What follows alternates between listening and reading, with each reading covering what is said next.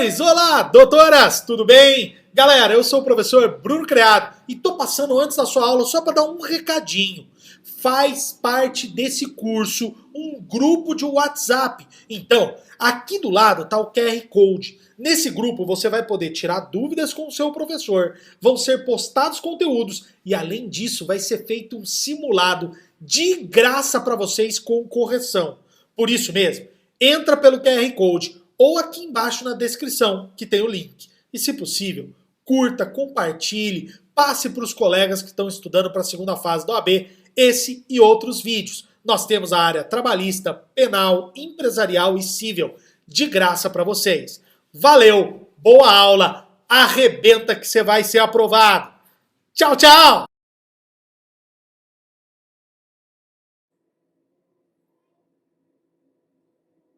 Olá, meus amigos, tudo bem? Eu estou aqui mais uma vez para que nós possamos conversar sobre a prova da OAB, Direito Penal, segunda fase da OAB. E para a aula de hoje, eu trouxe para vocês uma peça e alguns conceitos que nós vamos relembrar e depois, mais adiante, nós iremos adentrar nessa peça, qual seja resposta à acusação. Então, eu espero que você nos acompanhe do início ao fim. E se já não se inscreveu, se inscreva no canal do Professor Bruno Criado, ative o sininho aí para receber as notificações quando novos vídeos forem publicados, tá certo? Então vamos lá, vamos estudar sobre resposta à acusação, mais específico para a segunda fase da OAB em Direito Penal, tá certo, meus amigos? Então vamos lá. Quando a gente for pensar, em resposta à acusação, a segunda fase da OAB, nós temos que relembrar algumas questões que são importantes, até mesmo para que a gente possa identificar a peça. Por que, Denis? Por que isso é importante?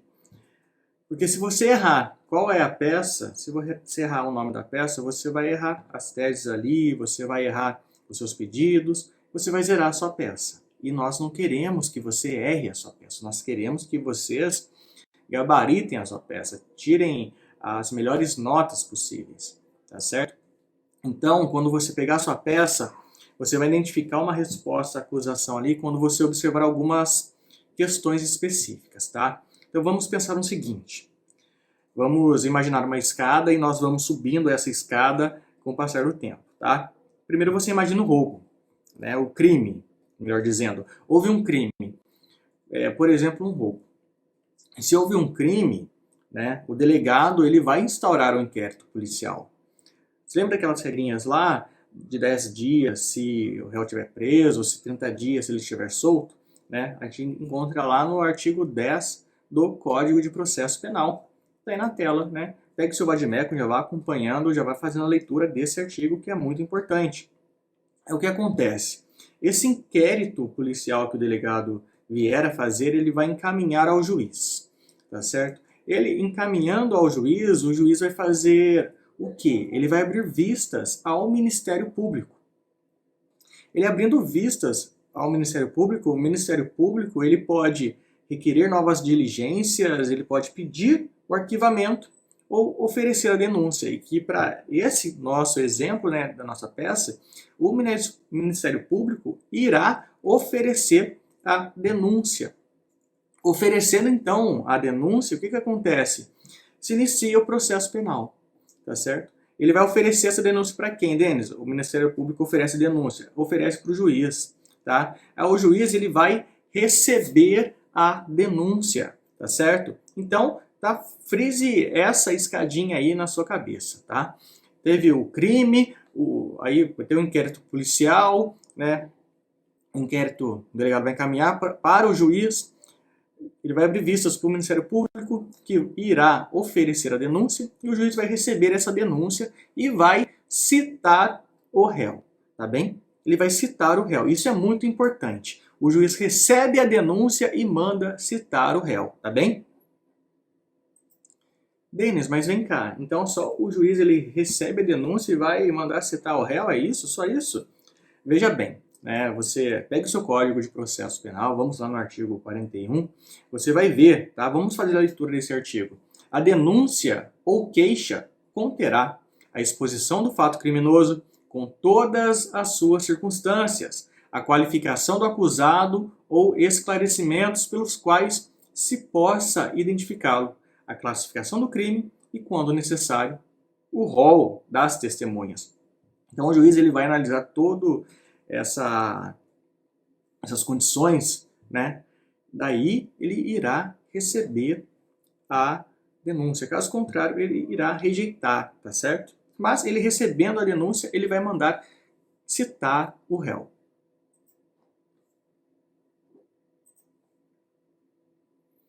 Denis, mas por que é importante ele mandar citar o réu? É importante porque é aí que vai começar o nosso trabalho aqui, do nosso estudo. O réu ele se defende por meio da resposta à acusação. E só após ele ser citado que ele irá se defender. Ele é citado, ele tem que se defender, e o meio que ele se defende é a resposta à acusação. Então nós vamos, né, adentrar agora realmente ao nosso estudo da nossa peça, da resposta à acusação. Mas ainda não iremos fazer a peça em si, não vamos analisar um problema para que a gente possa identificar a peça.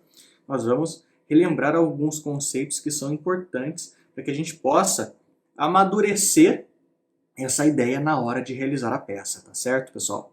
Então vamos lá. Então é importante você já pegar o seu vade-mecum ali e ir acompanhando comigo, tá? O artigo 396, 396A do Código de Processo Penal, tá bem? Tem que abrir o olho com esses artigos, tá certo? Por quê? No artigo 396, ele menciona que nos procedimentos ordinário e sumário, oferecida a denúncia ou queixa, o juiz, se não a rejeitar liminarmente, viu que nós falamos de receber a denúncia ou rejeitá-lo, liminarmente, recebê-la-á e ordenará a citação do acusado para responder à acusação por escrito no prazo de 10 dias. O 396A ele fala o seguinte: na resposta, o acusado poderá arguir preliminares e alegar tudo o que interesse à sua defesa, oferecer documentos e justificações, especificar as provas pretendidas e arrolar testemunhas, qualificando-as e requerendo sua intimação quando necessário. Ou seja, meus amigos, nós vemos ali, né, as formas de defesa, ele pode alegar ali, né, arguir preliminares, nós vamos conversar sobre isso. É importante quando você pegar a sua peça, fizer a primeira leitura dela, tá? Eu aconselho você pega a peça ali, lê uma vez, lê duas vezes, lê a terceira vez, aí sim que você vai começar a fazer o seu rascunho breve, encontrando as teses, colocando já a questão da competência, tá certo? Não fazer a peça inteira como rascunho, porque isso vai demorar bastante tempo, mas só informações importantes, como as preliminares, para que você possa identificar ali se teve algum caso de nulidade, já reservar no canto do seu rascunho para que você não se esqueça de colocar essa nulidade na sua peça, porque cada ponto é importante, tá certo? E nós vemos aí, né, o artigo 396, 396A do CPP, tá certo? Nessa questão do prazo de 10 dias, 10 dias. Geralmente o exame da ordem vai pedir que você ajuize, né, coloque a data na peça no último dia do prazo. E é importante você saber essa questão do prazo, tá? Nós vamos ver mais adiante, tá certo? Denis, mas e com relação ao artigo 406 que você colocou ali, você não mencionou, é o seguinte: o artigo 406 do Código de Processo Penal, ele fala com relação a júri, tá bem? Então, se na sua peça tiver alguma questão, se tiver alguma menção falando sobre o júri, o artigo que você vai usar para fundamentar é o artigo 406 do Código de Processo Penal. Ele fala o seguinte: o juiz, ao receber a denúncia ou queixa, ordenará a citação do acusado para responder à acusação por escrito no prazo de 10 dias, tá bem? Então, você não vai errar o prazo. Você já sabe que o prazo, tanto o 396, né, quanto o 406, ele menciona que o prazo são de 10 dias. Então, isso você não vai errar. O prazo você já sabe. O que você precisa, né, não esquecer é com relação a quando for júri e se não for júri, tá? Porque se for com relação ao júri, o artigo é o 406 do Código de Processo Penal. Certo? Então, atenção para esse artigo. Denis, você falou do prazo. Né? O prazo ele é de 10 dias. Mas como é que eu faço para descobrir, né, o prazo? Como é que eu faço para contar o prazo? Como é que eu vou fazer? Não entendi muito bem isso daí. Gente, na prova, vocês têm que ver o seguinte. Quando que o réu foi citado? Ele foi citado no dia 1º. Então tá bom, você tem lá que o dia 1º ele foi citado. O dia 2 é um dia útil. Então vai começar a contar a partir do dia seguinte, tá certo? Você exclui o dia do começo. O dia do começo você esquece. O dia que ele foi citado você esquece. O que interessa é o dia logo adiante, tá certo? Então, por exemplo, e olha, não esqueça de na sua prova fazer realmente um rascunho do calendário ali para você colocar os dias, senão você vai se perder, você vai colocar o dia errado e vai perder algum ponto por conta disso. Você não pode perder ponto por conta de prazo, você não pode, tá? Então na prova, faça ali um calendário, escreva lá domingo, segunda, terça, quarta, quinta, sexta, sábado, domingo, segunda, terça, quarta, quinta, sexta, sábado. Escreva e coloque os números embaixo e vá contando ali. Só assim que você não vai errar, só assim. Se for de cabeça, você vai errar, tá bem? Então, eu trouxe um exemplo para vocês com relação a prazo. Digamos que o réu ele foi citado no dia 17. Está em vermelho aí o dia 17, o dia que ele foi citado. O prazo começa a contar então no dia 17?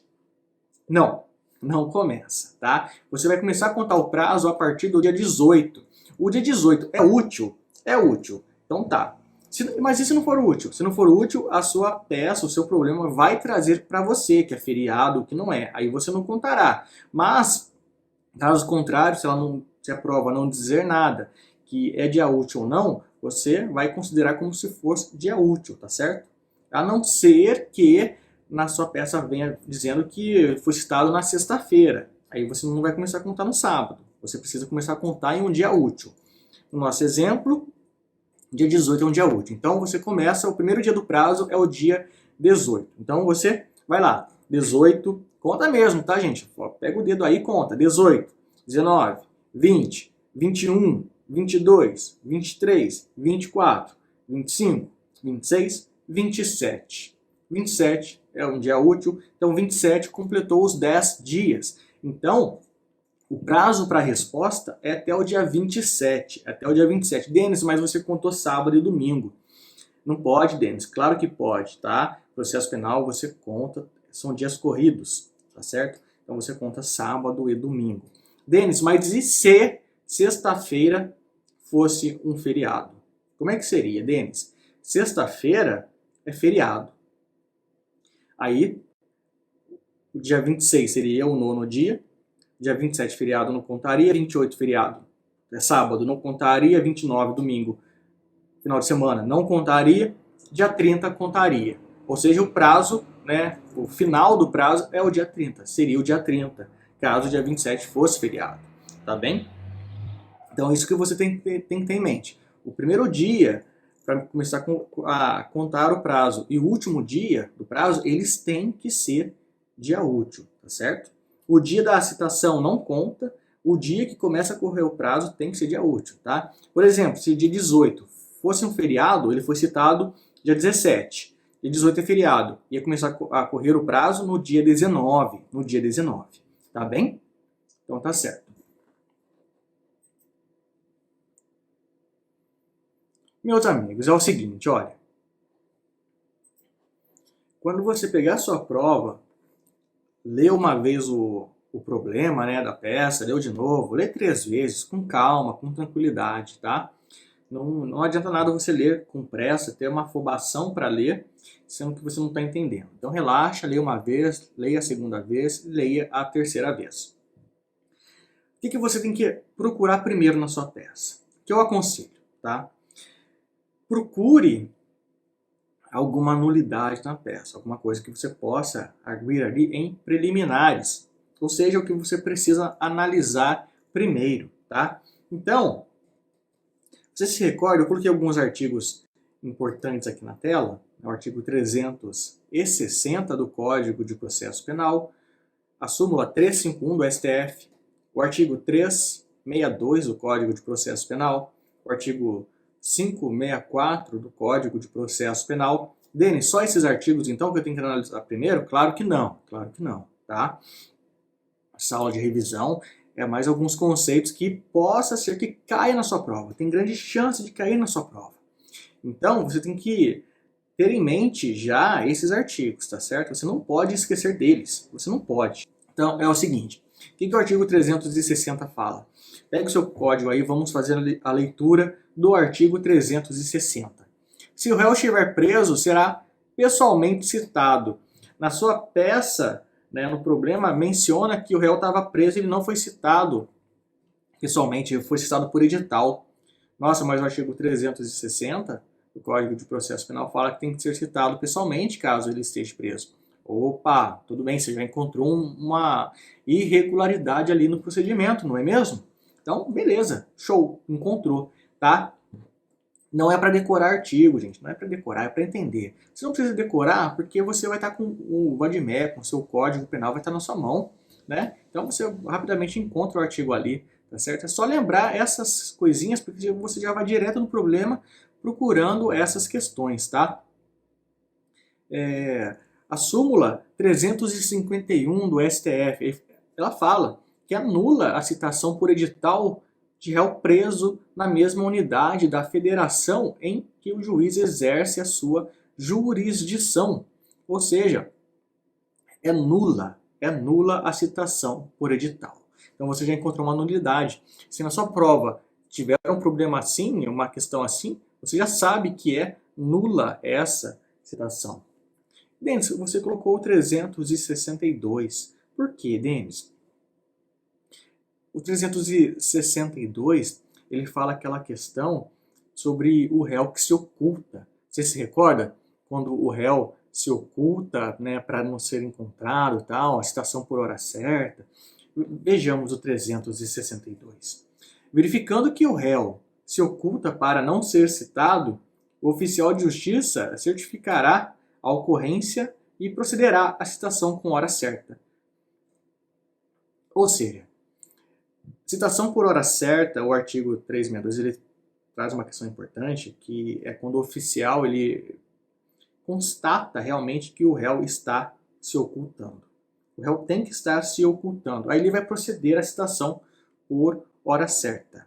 Mas ele tem que constatar realmente essa questão, né, do réu estar se ocultando, tá? Caso contrário, você vai buscar preliminarmente essa nulidade de citação, tá certo? E o 564 do Código de Processo Penal. Ele traz algumas questões, né, da nulidade, quando irá ocorrer a nulidade. 564. A nulidade ocorrerá nos seguintes casos: por incompetência, suspeição ou suborno do juiz, por ilegitimidade de parte, por falta das fórmulas ou dos termos seguintes: a denúncia ou a queixa, a representação nos processos de contravenções penais, a portaria ou nos autos de prisão em flagrante, o exame do corpo de delito nos crimes que deixam vestígios, ressalvado o disposto no artigo 167, a nomeação de defensor ao réu presente, que eu não tiver ou ausente, e de curador ao menor de 21 anos. Ou seja, tem todo um rol ali, tá, gente? Que vocês devem fazer a leitura desse artigo 564, porque caso aconteça, né, tenha algum desses exemplos na sua prova, no seu exame ali, dizendo que teve incompetência, suspeição, suborno do juiz, você vai alegar a nulidade, tá certo? Então isso você tem que analisar primeiro. Se você ficar em mente com esses artigos que eu estou passando para vocês aqui, o 360, a súmula 351 do STF, artigo 362 do Código de Processo Penal, o artigo 564, que tem grande chance de cair na sua prova, você já vai direto ali, tá?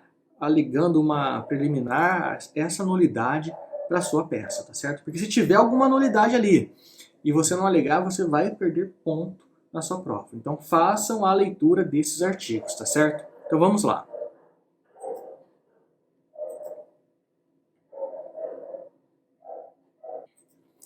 Pessoal, porque é o seguinte, você tem que pensar sobre a nulidade, né? Você tem que pensar em anular o processo, anular o que ocorreu ali, né? Em relação ao que a gente já conversou anteriormente, tá certo? Artigo 564 do Código de Processo Penal. E também você deve pensar na absolvição sumária, né? Busca ali o meio de anular o processo. Não encontrou, ou encontrou já, todos que você conseguir encontrar, vá analisar o artigo 397 do Código de Processo Penal. Então, você vai pensar na absolvição do seu cliente. Tá? Por quê? O artigo 397, vamos fazer a leitura.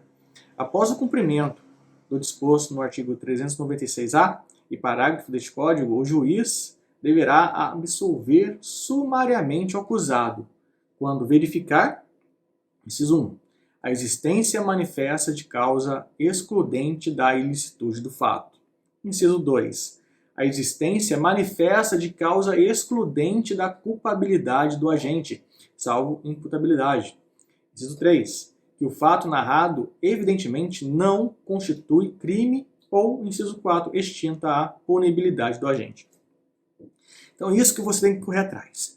Tem que correr atrás de uma forma de anular o processo ou, né, e também buscar ali a absolvição sumária do seu cliente. Você precisa fazer isso. Vai ter, a sua prova tem grandes chances, né? Tem grandes chances de ter ali alguma nulidade que você tem que encontrar, tá? E também alguma dessas causas de excludente de ilicitude, excludente de culpabilidade, tá certo?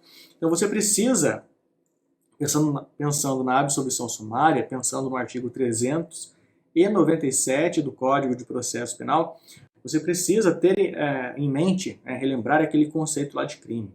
O que seria o crime?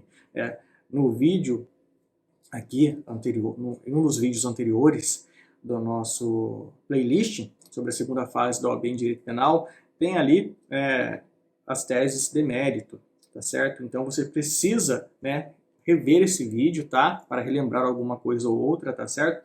Para que você se recorde de quais são as circunstâncias que você pode alegar uma excludente de culpabilidade, uma excludente de ilicitude, tá certo? Porque você se recorda conceito de crime, né? O crime é um fato típico, ilícito e culpável. Então você precisa, né, pensar um modo de absolver o seu cliente, absolver o réu, né? Você precisa lembrar do conceito de crime, lembrar do fato típico, tem que ser ilícito e tem que ser culpável, e você tem que bater em cima deles. Não, excelência, o fato não era típico, o fato, mesmo sendo típico, não era ilícito. Mesmo o fato sendo típico, sendo ilícito, ele não é culpável. Então você tem que alegar essas excludentes, Você precisa alegar e demonstrar que houveram essas excludentes, tá certo? Você se recorda ali do artigo 23 do Código Penal? Ele fala que não há crime quando o agente pratica o fato em estado de necessidade, em legítima defesa, em estrito cumprimento do dever legal ou no exercício regular do direito.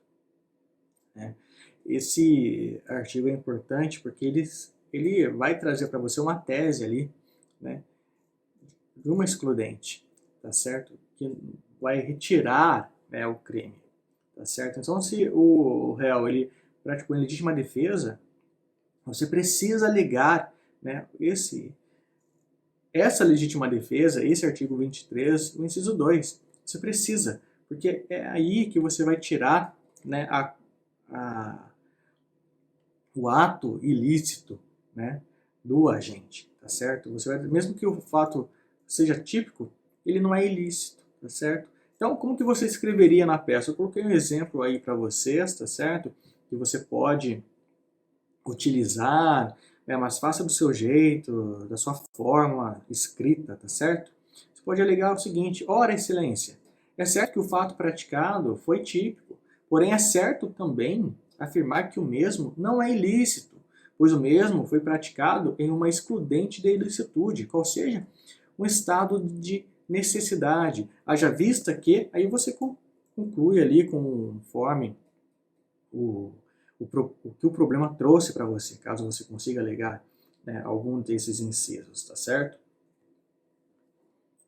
Como também é importante, né, você relembrar ali o artigo 24 do Código Penal.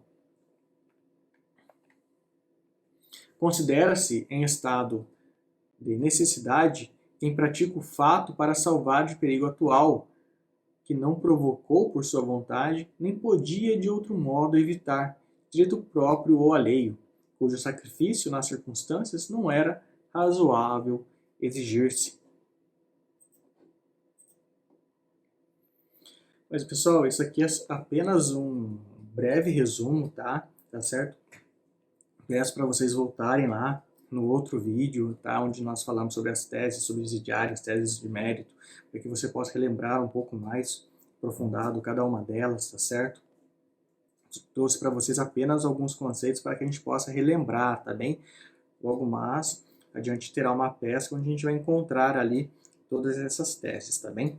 Uma outra questão importante com relação às testemunhas. Se o exercício ali, se a peça trouxe para você um rol, né, de testemunhas, você vai utilizar elas, tá certo? Vai colocar o nome da testemunha ali, a qualificação, tá bem?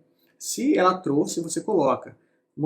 A peça trouxe para vocês ali o problema falando que fulano estava ali como testemunha, cicrano estava ali como testemunha. Aí você coloca, tá? Mas a peça não trouxe. Eu vou inventar, vou colocar Mariazinha, Joãozinho, Pedrinho. Não, você não vai. Você não vai inventar. Você não vai inventar nada, nada, tá? Se a peça não trouxe para você que tinha testemunhas, você vai observar ali, né, qual crime que está se tratando ali, se é rito ordinário, sumário e tal. Você vai observar isso e vai colocar exatamente o número de testemunhas que cada um desses ritos pedem para você, tá certo? Então, trouxe aí para você. Rito ordinário são 8 testemunhas. Sumário são 5 testemunhas. Sumaríssimo são 3 testemunhas. A lei de drogas traz ali 5 testemunhas. E o júri, 8 e 5 testemunhas. Denis, mas como assim? Nossa, eu esqueci, me confundiu a cabeça. Tá bem, pega lá o artigo 401 do Código de Processo Penal. Na instrução poderão ser inquiridas até 8 testemunhas arroladas pela acusação e 8 pela defesa. Isso o rito ordinário. E o rito sumário, Denis? Então você pega o 532, tá? Do Código de Processo Penal. Na instrução poderão ser inquiridas até 5 testemunhas, arroladas pela acusação e 5 pela defesa. Agora, com relação ao rito sumaríssimo, está lá no artigo 34, tá? Da Lei 9.099 de 95. As testemunhas, até o máximo de 3 para cada parte, comparecerão à audiência de instrução e julgamento, levadas pela parte que as tenha arrolado, independentemente de intimação ou mediante essa, se assim for requerido, tá? E agora com relação à lei de drogas. Então você vai observar o artigo 54, que ele fala o seguinte: recebidos em juízo os autos do inquérito policial, de comissão parlamentar de inquérito ou peças de informação, dar-se-á vista ao Ministério Público para, no prazo de 10 dias, adotar uma das seguintes providências. Inciso 1. Requerer o arquivamento. Inciso 2. Requisitar as diligências que entender necessárias. Inciso 3. Oferecer denúncia, arrolar até 5 testemunhas e requerer as demais provas que entender pertinentes. Tá certo? Então, meus amigos, vejamos. Vamos fazer aqui um exercício para ficar mais visível essas questões, as teses que nós podemos encontrar, tá bem? Então, vamos pensar um pouco. Patrick, nascido em 4 de junho de 1960, tio de Natália, jovem de 18 anos, estava na varanda de sua casa em Araruama, em 5 de março de 2017, no interior do estado do Rio de Janeiro, quando viu o namorado de sua sobrinha, Lauro, agredindo-a de maneira violenta em razão de ciúmes. Verificando o risco que sua sobrinha corria com a agressão, Patrick gritou com Lauro, que não parou de agredi-la. Patrick não tinha outra forma de intervir, porque estava com uma perna enfaixada, devido a um acidente de trânsito. Ao ver que as agressões não cessavam, foi até o interior de sua residência e pegou uma arma de fogo, de uso permitido, que mantinha no imóvel, devidamente registrada, tendo ele autorização para tanto. Com a intenção de causar lesão corporal que garantisse a debilidade permanente de membro de Lauro, apertou o gatilho para efetuar disparo na direção de sua perna. Por circunstâncias alheias à vontade de Patrick, a arma não funcionou, mas o barulho da arma de fogo causou temor em Lauro, que empreendeu fuga e compareceu à delegacia. Então nós conseguimos perceber, não é mesmo, né, que ele tinha a intenção, né, meus amigos, aqui, a intenção de causar lesão corporal. A intenção era causar lesão corporal, né? E ele apertou o gatilho para efetuar o disparo na direção da perna do agressor. Mas por circunstâncias alheias à vontade de Patrick, né, nós vemos aqui que a arma não funcionou. Né, circunstâncias alheias à vontade de Patrick. Está relembrando alguma coisa aí? Está? É, exatamente. Né, as teses que nós vamos utilizar, tá? Mas o Patrick fugiu por conta do barulho da arma de fogo. Então tá certo. Então vamos continuar.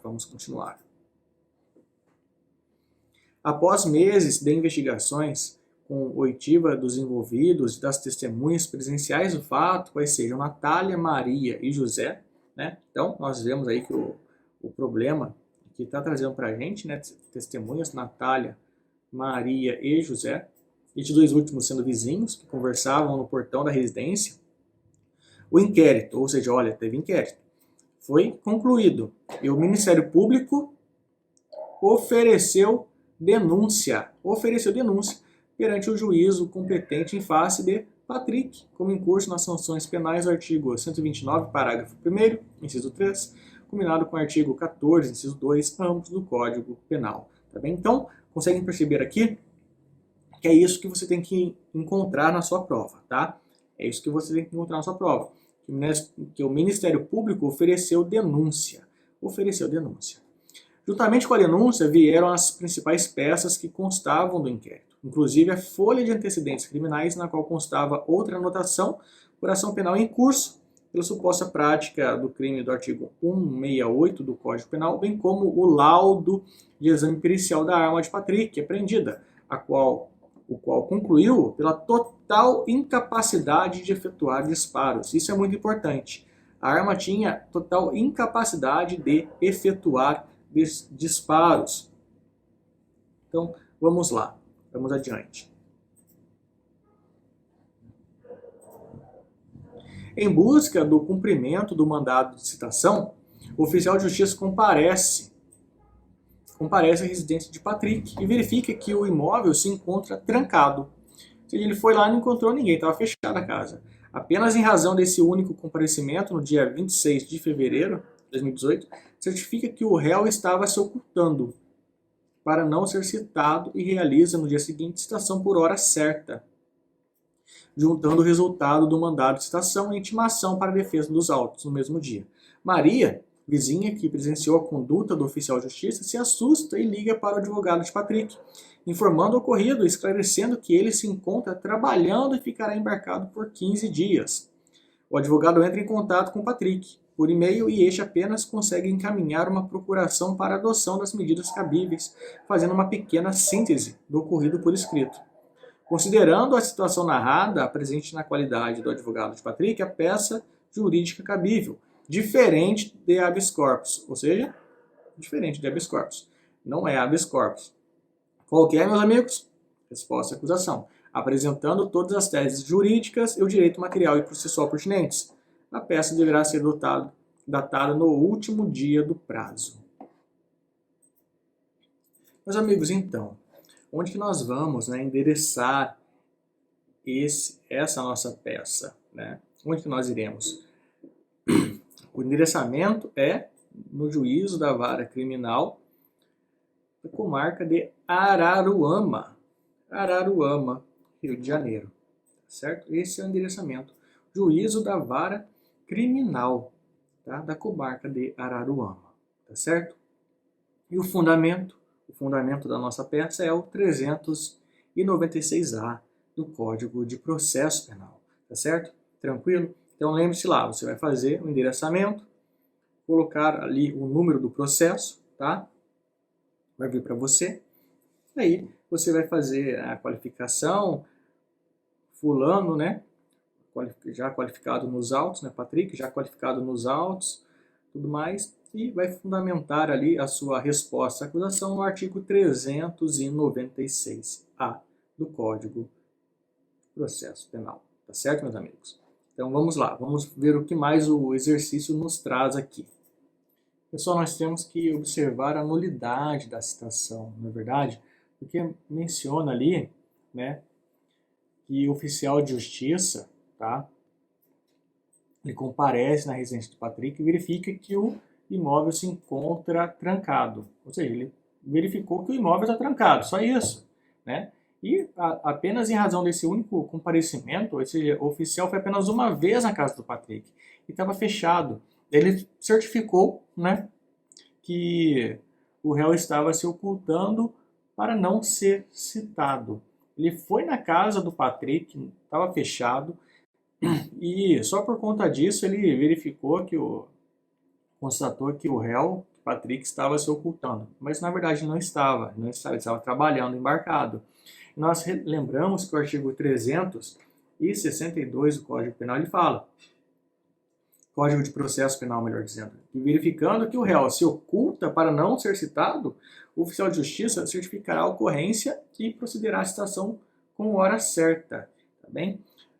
Aí, isso garantiria que houvesse a citação por hora certa, se ele certificasse que Patrick está se ocultando, mas não foi esse o caso, certo? Então, em preliminar, você deve requerer o reconhecimento da nulidade do ato de citação, tá certo? Nulidade do ato de citação, tá bem? Uma outra questão importante que você deve alegar agora no mérito, né? Nossas teses de mérito, por isso que é importante que você reveja o vídeo anterior, é o seguinte, que você deve, né, buscar a absolvição sumária tendo em vista a causa de excludente de ilicitude. Por que, Denis, causa excludente de ilicitude? Porque o que ele praticou não foi um ato ilícito. Não foi. Você deve buscar, então, a absolvição sumária do Patrick, tá certo? Porque toda aquela conduta que foi narrada no problema não constitui crime, tá? Por que eu estou falando isso para vocês? Pega lá o artigo 17 do Código Penal. Ele vai falar que não se pune a tentativa quando, por ineficácia absoluta do meio ou por absoluta impropriedade do objeto, é impossível consumar-se o crime. Ou seja, a arma de fogo, isso consta no laudo pericial que o problema nos trouxe, tá? Ela menciona que a arma de fogo ela não estava apta, né, para efetuar os disparos. Então, né, você percebe que houve ali uma absoluta ineficácia do meio utilizado. Aquela arma nunca iria machucar o agressor, né, da sobrinha do Patrick, tá certo? Então você não vai punir a tentativa, não há de se falar em tentativa ali, porque houve ineficácia absoluta do meio, tá certo? Então seria impossível consumar-se o crime. Então não será punido a tentativa, tá bem? Então lembre-se disso, porque você vai alegar a excludente da ilicitude, tá bem? Uma outra questão importante, né, que também você vai, né, descrever na sua prova que o Patrick ele estava amparado na legítima defesa. Sim, legítima defesa. Tem que alegar isso. Ele estava para proteger a sua sobrinha. O exemplo nos trouxe que a intenção do Patrick era apenas defender ela, tanto que o disparo que ele iria efetuar, mas que não efetuou por conta de um problema no armamento, seria direcionado ao membro, né, um dos membros do agressor, para que cessasse a ameaça. Tá bem? Você se recorda, né, no artigo 25 do Código Penal, que entende-se em legítima defesa quem, usando moderadamente dos meios necessários, repele injusta agressão atual ou iminente a direito seu ou de outrem. Parágrafo único. Observados os requisitos previstos no caput deste artigo, considera-se também em legítima defesa o agente de segurança pública que repele agressão ou risco de agressão à vítima mantida refém durante a prática de crime. Ou seja, a legítima defesa de terceiro, como menciona o caput do artigo 25. Injusta agressão, atual e iminente. E ele estava utilizando os meios, necessários de forma moderada, porque a todo momento o problema nos traz essa informação que ele queria cessar a agressão que a sua sobrinha estava sofrendo. E o único modo que ele tinha era esse, por conta do problema que o Patrick estava naquele momento. A única forma que ele teve de defender a sua sobrinha era com arma de fogo. Mas em momento algum, Patrick teve intenção de matar o agressor. Ele apenas queria cessar aquela ameaça, tá certo? Então, ele utilizou dos meios necessários para repelir a injusta agressão que a sua sobrinha estava sofrendo, tá certo? Ele estava resguardando o direito da sua sobrinha, o direito de terceiro, tá certo, meus amigos? Então, você deve alegar isso também na resposta desse problema. Denis, tá, então fui lá, fiz tudo isso que você falou, tal, e como é que eu faço agora os meus pedidos? Como é que eu vou formular os pedidos? Você vai colocar que você precisa colocar, tá certo, fundamentar os seus pedidos de absolvição sumária, com fundamento no artigo 397, inciso 1 do Código de Processo Penal, 397, inciso 3º do Código de Processo Penal, Logo abaixo, você precisa colocar também o rol de testemunhas. Você vai colocar apenas as testemunhas que o problema trouxe para você, tá certo? Maria, José, Natália. Você precisa colocar também, você não pode esquecer, a nulidade, que seria reconhecida a nulidade da citação do Patrick, haja vista que ele devia ser citado por hora certa, tá certo? Tudo que você colocou nas suas teses, você irá repetir nos seus pedidos, tá certo? Tudo que você legou de tese, você repete nos seus pedidos. Uma outra questão importante nesse exercício, nesse exemplo, é o seguinte. Vamos retornar aqui, porque a gente precisa colocar a data da nossa peça no último dia do prazo. Mas qual que seria? Vamos retornar aqui e vamos...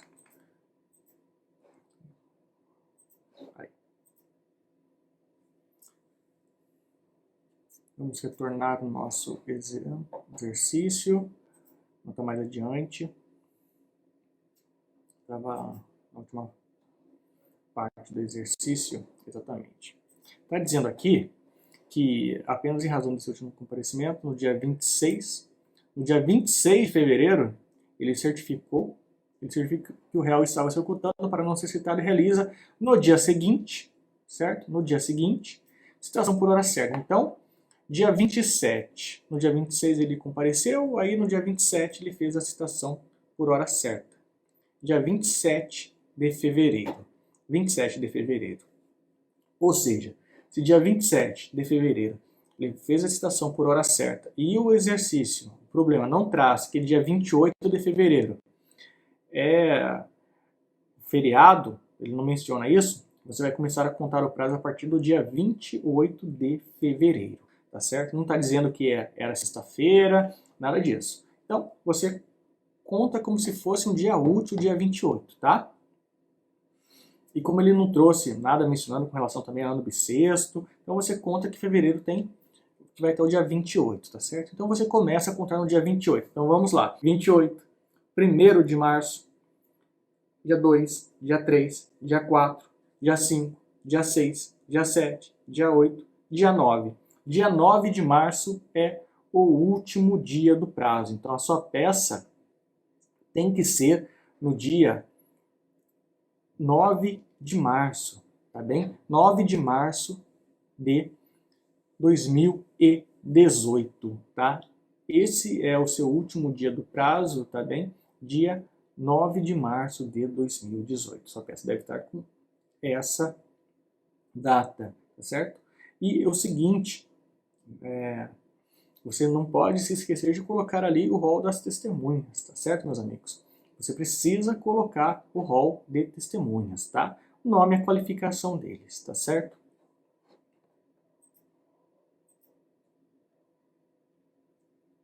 Meus amigos, esse foi um breve, resumo sobre resposta à acusação. Você precisa ter em mente aquelas teses preliminares, as teses de mérito. Busque anular buscar alguma tese ali para anular alguma conduta, o procedimento, O procedimento. Busque anular, encontrou alguma coisa, vai anotando, sublinha, tá? Depois volta ali colocando elas na sua peça, tá certo? Busque as teses de mérito, repete elas depois todas nos seus pedidos, tá certo? Fique atento ao fundamento da peça, Fundamentação, artigo 396, 396A, se for tribunal do júri, 406, tá certo? Fique atento às testemunhas. Se o problema trouxe para você o nome das testemunhas, você vai colocar o nome deles. Ah, não trouxe. Aí você vai ver se é rito ordinário, sumário, sumaríssimo, vai colocar o número exato ali, tá? O número máximo, tá certo? Fique atento com relação ao prazo, tá certo? Ao prazo, quando que você vai começar a contar o prazo, quando vai findar o prazo, o último dia do prazo que você deve colocar na sua peça, tá certo? Você tem um prazo de 10 dias para oferecer a resposta. Então, a resposta à acusação é uma peça simples. É uma peça simples e eu espero que caia na sua prova, que você tenha facilidade em fazê-la, tá certo? Qualquer dúvidas, escreva aqui embaixo, faça uma pergunta, entre em contato no grupo do WhatsApp e não se esqueça de se inscrever no canal, ativar o sino para que você fique ciente de quando houverem novas publicações aqui no canal do YouTube. Meus amigos, boa prova. Vai dar tudo certo. Confio em vocês.